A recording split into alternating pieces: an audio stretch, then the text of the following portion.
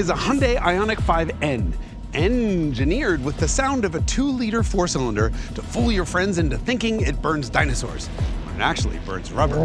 This is the Maserati Grecale Trofeo with a 523 horsepower supercar engine descended from Ferrari and Alfa Romeo, with bonus Formula One technology. And this is the Jaguar F-Pace SVR with a 550 brake horsepower supercharged V8 that'll blow your eardrums out and make your insides go gooey.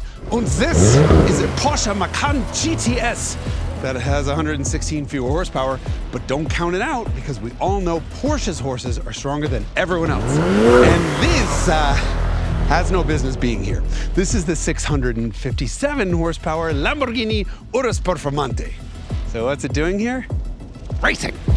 Racing. It's racing. Let's race.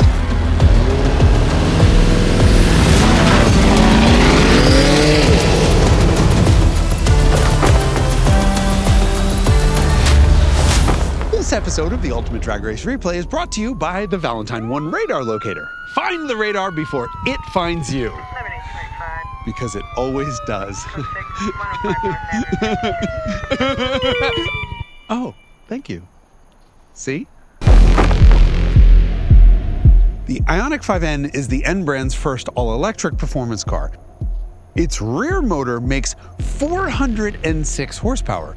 And then it has a front motor that kicks in another 235 for a combined total of 641 horsepower, though it can only do that for 10 seconds at a time. After that, it drops to 601, which is a lot. The only thing it has more of than horsepower is modes. It has modes for everything. Drift modes, braking modes, track modes, battery modes, modes to make it sound like a supersonic jet, modes to fake the noise of a 2-liter 4-cylinder with or without a paddle shift transmission, including overrun pops and a rev limiter. But all we want here is a fast launch, which should be possible if we could get launch mode to work. The Grecale is Maserati's smaller SUV, and it shares its Giorgio platform with the Alfa Romeo Stelvio. Its engine is the Nettuno V6 from the MC20.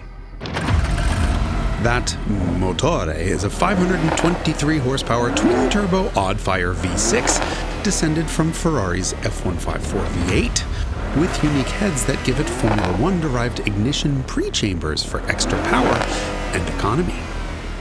The Jaguar F-Pace SVR doesn't seem to care all that much about fuel economy or the way the engine looks. But all of that is just fine by me, because that supercharged 5-liter V8 makes all the right noises and the right power. Plus, it's hooked up to the same exact 8-speed automatic that the Maserati uses, and winds up with almost identical ratios of weight to power. So it should be a really close race. Or should I say, a close race. Porsche's engine is the VW Group's 90-degree V6, but unlike the Maseratis, it has offset crank pins for even firing, a balance shaft for smoothness, and a hot V design for reduced turbo lag. It's considerably down on power versus the other two combustion cars, but in place of their 8-speed automatic is a 7-speed dual clutch that does a 5,000 RPM clutch dump launch, which you really shouldn't underestimate. So, without any further ado, or salad dressing, let us get this party started. I should be in a straight jacket. They lock me up at night.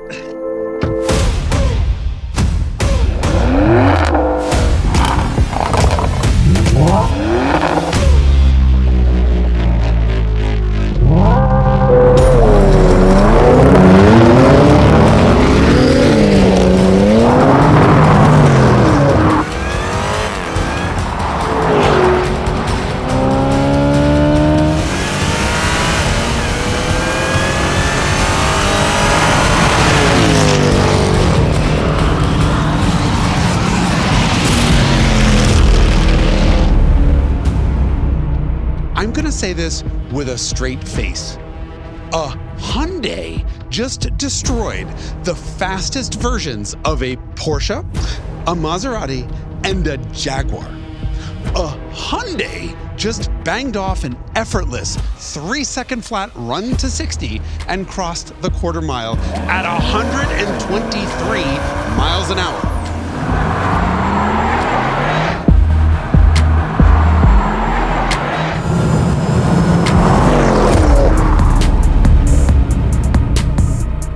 If you don't think electric vehicles are resetting the world order, well, now's your chance to applaud. Holy shit. With apologies to Hyundai, which is already in the next county, the real race is happening 12 car lengths back that way. And that close fight began at the starting line. As usual, Porsche's launch control is easy to engage, unbelievably consistent, and clutch dump disorientingly violent. It may be down 207 horsepower on the Hyundai, but it's the only one to keep up with it off the line. The Macan and the Ioniq 5N are neck and neck through 45 miles an hour, pulling a half a car on the others. But whereas the Macan loses thrust every time it shifts, the Hyundai keeps pulling harder, so the Porsche winds up taking 3/4 of a second longer to get to 60 miles an hour.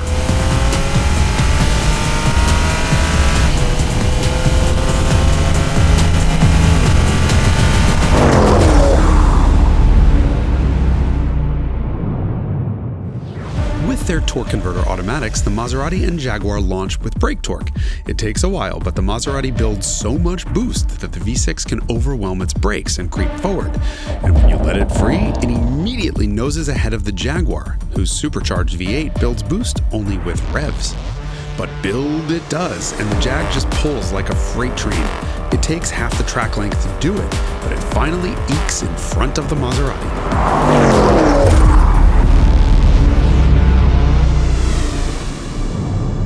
The Maserati and Jaguar barely move relative to one another throughout the whole race, and the Maserati finally manages to reel in and pass the Porsche just before the end of the quarter.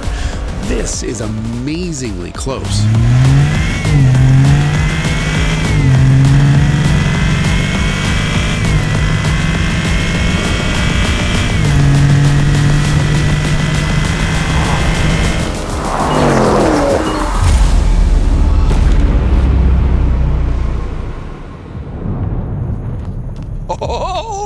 The Jaguar winds up winning. The car that was left for dead off the line winds up passing the other two and finishing first. Meanwhile, the Porsche that got the jump off the line, left everybody for dead, and posted the fastest 0 to 60 winds up dead last. This is a complete reversal of order. Man, what a race! Oh, the Hyundai. Man, what a race for the losers.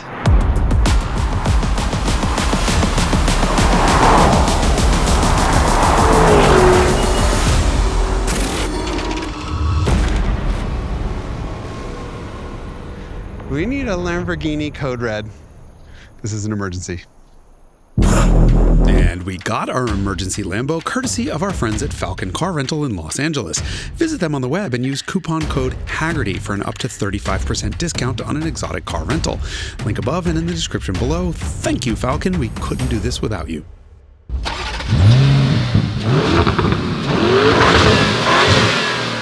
This isn't a Lamborghini Urus. This is the Lamborghini Urus, the Performante, the fastest one. Forget about those piddly little V6s. Sorry, Jaguar. This is a twin-turbo 4-liter V8 that makes 657 horsepower, and it sends all of that firepower through that same quick-shifting 8-speed automatic from ZF.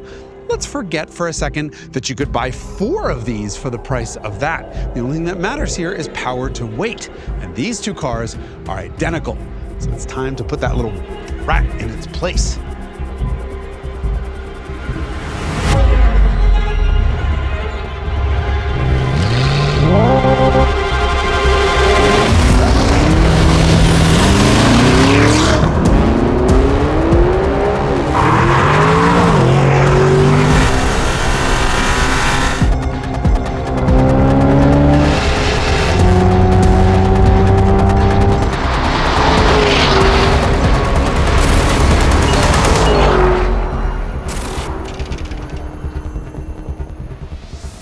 If you allow the Lamborghini to build boost for more than 3 seconds with both feet in, it'll launch hard enough to knock you half unconscious, with no wheel spin and almost an instant shift into second.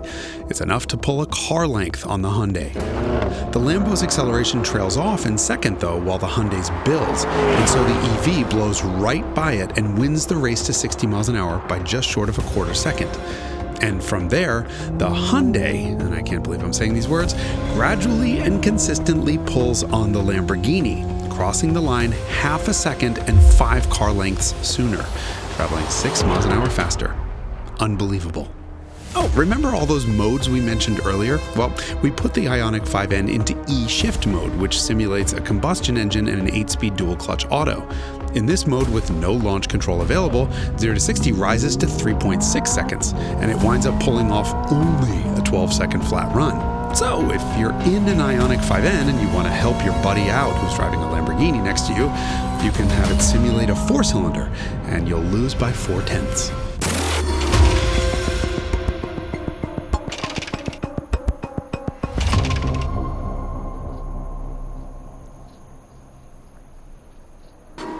Okay, so what's abundantly clear is that the first ever electric end product from Hyundai is a straight-line monster.